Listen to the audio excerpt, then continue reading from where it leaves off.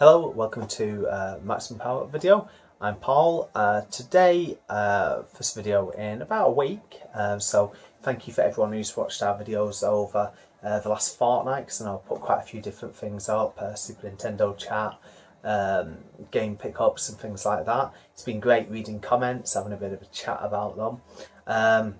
And also gaining a few new subscribers as well, which is always great to see, because I know obviously there's so many different videos out there, and I know at some point I have got to start, adding a few more interesting little things to the channel and stuff, maybe a bit more gameplay footage, or splicing in, game clips and stuff like that, so it doesn't just look like I am chatting here, well, like I am, in my games room. First of all, I just want to say a massive thank you to everyone who's downloaded our latest episode, which came out a little bit earlier than what I was expecting, which is always good, and it's always good for you guys, for listeners. As I mentioned a couple of videos back, we were going to be doing Super Nintendo Part 2, and then that's just gone on the back burner a little bit, so we did Point and Click Adventures, myself and Julian, which came out last night. I'm recording this on Thursday the 20th of April. Yeah, God, losing track of my months there. So yeah, obviously a massive fan of the genre, so it was great speaking to Julian, having him on the show again. In the background there, you can see Monkey Island, well, Secret Monkey Island poster, and on the wall there I've got me Zack McCracken one, two massive games, growing up. So yeah, again, if you're not listened to it yet, which is probably very likely because it's only just gone out, I hope you enjoy it. Something a little bit different, talk about some of the games, but also what we expect from the genre and why we like it. So it's a really good discussion piece. I know I'm blowing my own trumpet there, but yeah, quite happy with that. Now, what we're going to do is, well, we've still got, also, just before I go on to pickups, which is what I'm going to be discussing today. Just also, still time to get your votes in for the top 50. So again, find Maximum Power Up on Facebook, on Twitter. Tell me in the comments on my videos. I'm not bothered, because guess what? I will add them. Up to now, about 350 games have been suggested now. Obviously, we're then going to put that down to just 50, so quite a few on there won't get mentioned. But I'm enjoying seeing what games people like, because then there's also games that you do forget about a little bit, Might not be like one of your favourites, might not even get in the top 50, but always good to see it mentioned and, get a bit of a name check.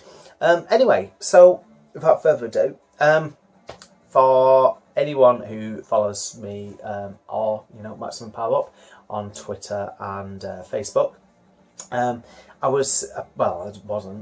picked, God, I can't speak.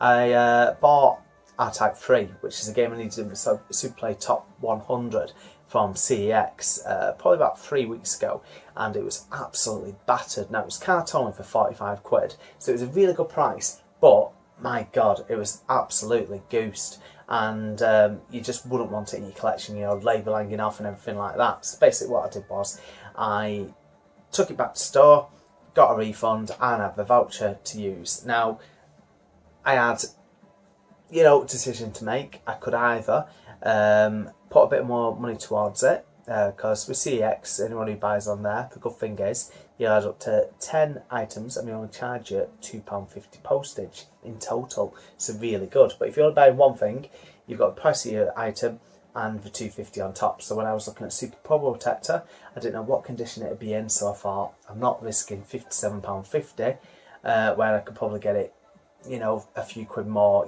from one of the upcoming games events over summer. So instead, I decided to have a little bit of a Nintendo Wii, a collection going on, really. And I had a quick look through from lowest to highest, to look for a few Wii bargains, because if anyone watched the video where it was mainly Xbox bargains the other week, it just shows that the Wii itself as well now has got a lot of good bargains on there. I was having a chat with Darren Jones, editor of Retro Gamer magazine, yesterday, and yeah, we were saying same with things like the DS games. We had Darren on the show God, a few months ago now. So yeah, I've seen him like adding to his DS collection, and same night now with Wii, you know, roughly the same era. So anyway, without further ado, before I do get onto the Wii games, but I did get a PS2 one. Now, I like my old scrolling beat 'em ups, so this was recommended to me by my mate Lee, who lives on the corner just about at the moment before he moves house. This game is called Urban Reign. Now, this is done by Namco. I've not played this yet. I've been told it's not bad. So again, 3D type scrolling beat 'em up. If anyone played like Fighting Force or The Bouncer, games which I think are alright. This looks quite a bit prettier. You've got Paul Phoenix on the back there from Tekken, obviously being a Namco game. And yeah, the disc's in really good condition. Sadly, it doesn't have instructions. I did pay £6 for this, which isn't that bad a price because it's not the type of game that you see very often. You know, it's first time I've really been out looking for it. So when I saw it in stock, I thought I'd pick it up. Right, so basically now it's to go on to some Wii games. So I think what I'm going to do is split into two little bits. Now, for anyone who has ever heard or still got to hear our point and click adventure episode, me and Julie mentioned quite a few games, and it got me obviously thinking back to games that I wanted to try out, and a couple that do get mentioned. So picked up, this was £3.50, Zack and Wiki. Now this has been mentioned as well in our Hidden Gems episode. This was £3.50. Now this is done by Capcom. It is a point and click pirate adventure, sounds a bit familiar, but it's really, really good. Now I only played this a little bit when I first got it many years ago, but it's been really looked after, and this is what I mean. You can get it really cheap, and again, when this came out, it didn't sell that well, but highly recommended. Next up, we have got another Code R. Now, again, another point-and-click adventure. Now, I played another Code on DS. It was a very early DS game, so I'm expecting a bit more of the same here. Yeah, but looking forward to trying that one out. It's just good, like what we say in the episode without giving me much away. As long as it's got a good storyline, it does grab you and makes you want to carry on playing. And again, that was again boxed with manual. £4, I think that one was. Basically, what I've spent is like 45 quid.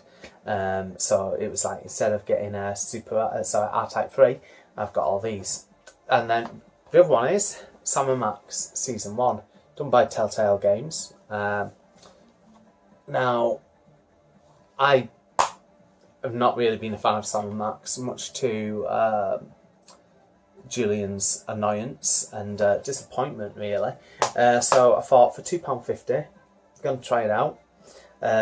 You can't really take, you know, it's not much of a risk, is it? You know, £2.50, price of a pint. Next up, we have got Sin and Punishment, Successor of the Skies. Now, Sin and Punishment was a really popular N64 game, one that I've not played. I'm pretty sure it came out on Virtual Console.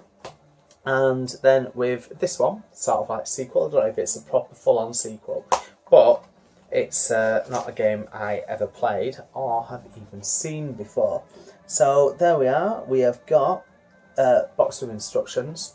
Also, don't know if it eventually came with a, you know, as like see-through case, but that's quite nice. Some really nice artwork there.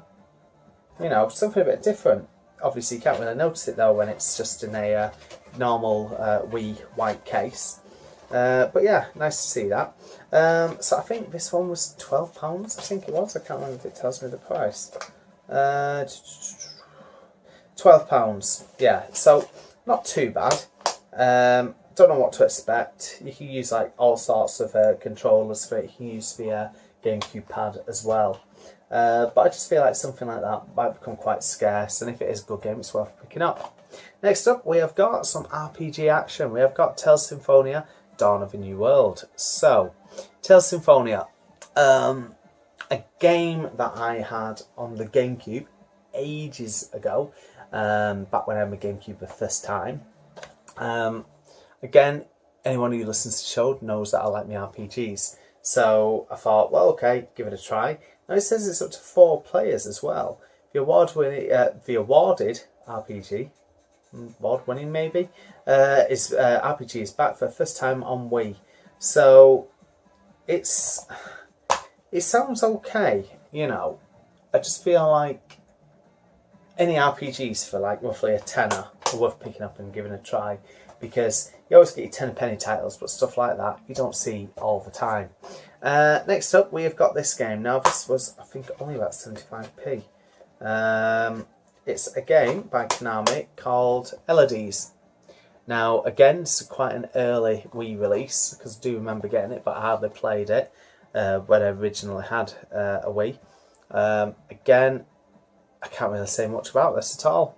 I think you've got to look for these characters. They can run, but they can't hide for long. Elodies are small, cute, electricity-generating creatures. One day, a sudden lightning storm strikes and the Elodies begin to act strangely and go into hiding. It's up to you and your trusty capture gun, also known as a remote, to search anywhere and everywhere to capture them all. Like, so you're looking around, pointing and tipping stuff up and down and stuff.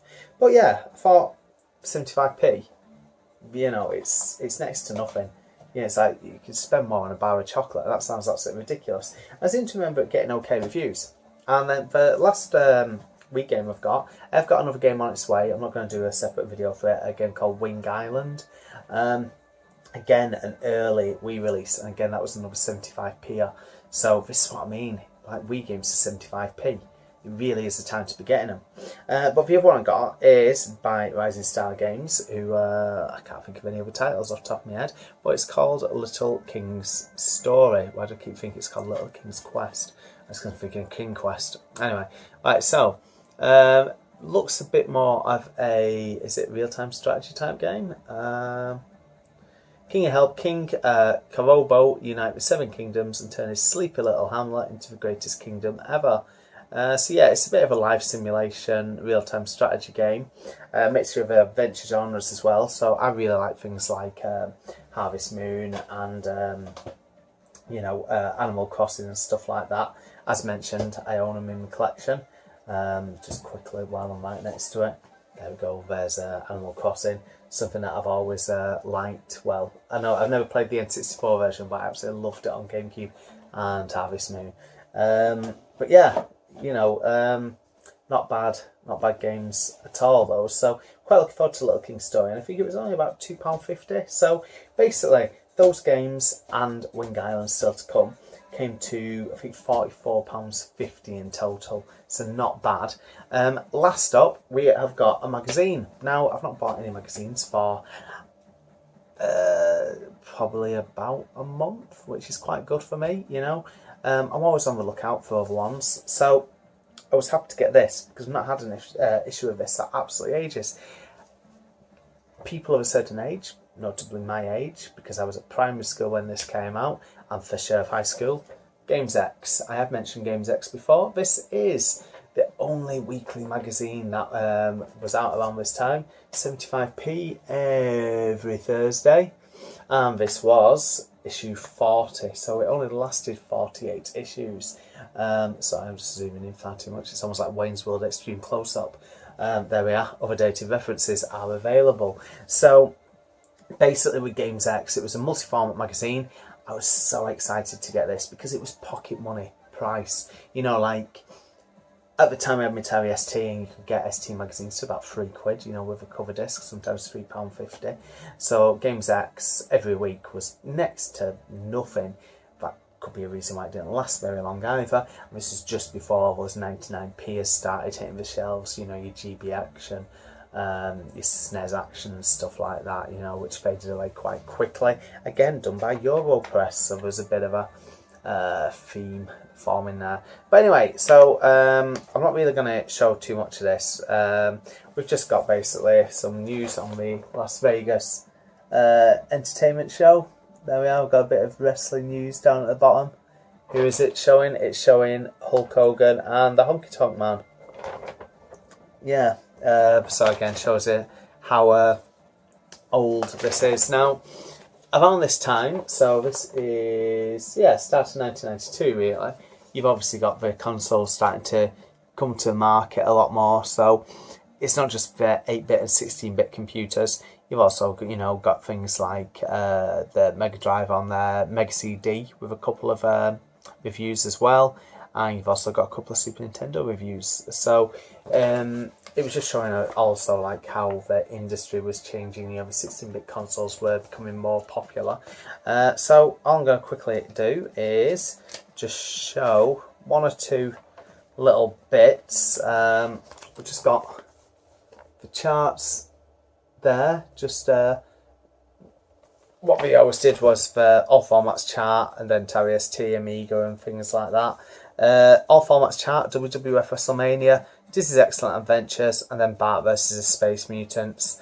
Those were the top three. Top games for Amiga, Birds of Prey, WWF WrestleMania, which is god awful. I've had this conversation with Alan White enough times, and Populous 2. Atari ST, WrestleMania, James Bond 2 Robocod, great game, still like that. And Micropose Golf, and yeah, the budget label, you got things like Robocop, Bubble Bobble, First Division Manager and stuff. So I'm just going to quickly whiz through it. You've got the usual 2-page spread of Special Reserve. That was absolutely massive back then. Jesus Christ. Okay, this on PC. A 2-page review of Paperboy 2. But not only 2 pages, a really good score. If you have a look down here, so it's obviously out on the ST as well. They've given out some really, really good ratings there. They've rated everything out of 5 X's. But yeah, lastability 15 out of 20.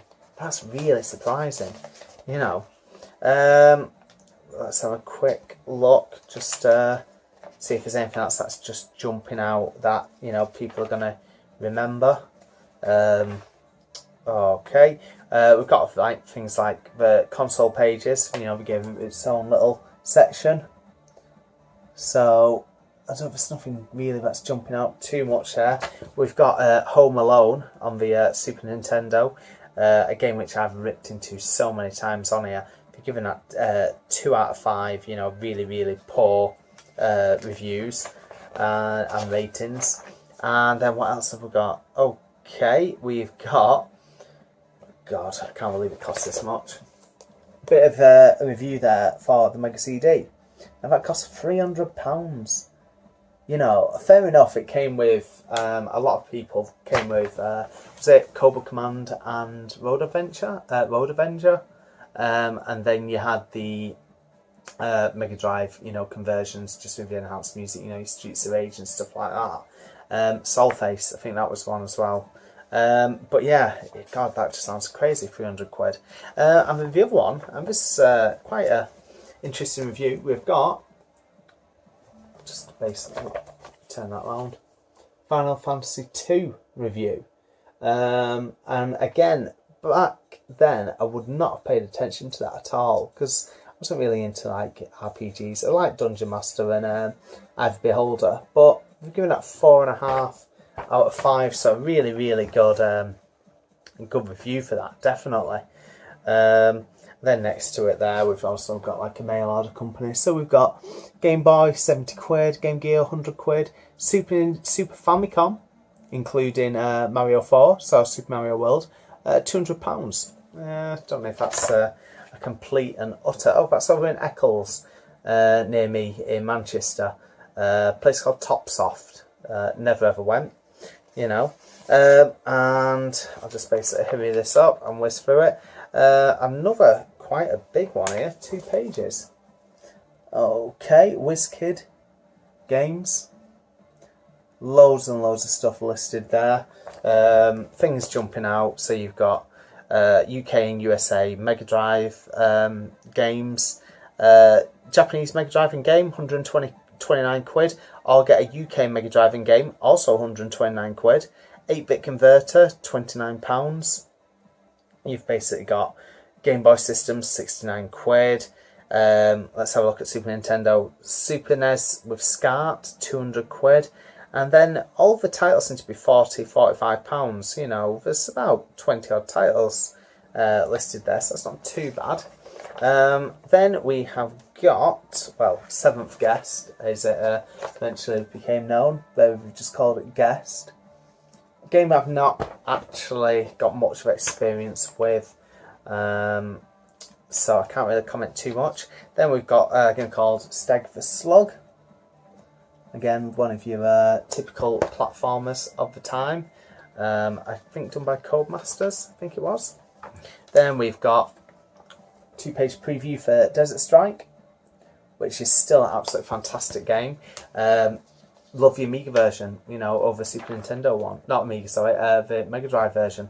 And then we've got Street Talk, where we go around and speak to people, customers in game shops and get their views and opinions. And then we've got some budget games. This is one I actually used to own. This International Ninja Rabbits. Again, I'm sure I remember buying it off like West Arton Market, you know, just where I live, just near Bolton. You know, £7 or £8, but I can't really remember too much about it. Then obviously usual things like cheats and stuff like that. 2-page guide to Space Ace 2. Looks absolutely fantastic. Even now it still looks good. And then what else? I think that's it. We just basically got the letters. And then a load of a premium rate phone lines to call on the back. So, yeah, ideally I would love to get every single issue of Games X. I now own about 10 because they are quite scarce. Especially, you know, like make sure they're not falling to bits as well. So that's all for me. Basically, check out the new episode. I hope you enjoy it. We'll do one more video this month on some Super Nintendo stuff, comparing reviews. Probably be up within the next few days, really. And yeah, that is absolutely everything. So as I said, still want to, you know, give Super Nintendo a lot of you know, love this this month, hence the videos and things. So yeah, I've obviously got a load of games to go through. A few videos back when I did the top 10 games I want to play this year. I've only just started Shenmue and we're almost in May, so I really need to get my skates on. Stop buying games, and what I've done today, bought more games. Alright, thanks a lot guys, I'll see you soon. Bye.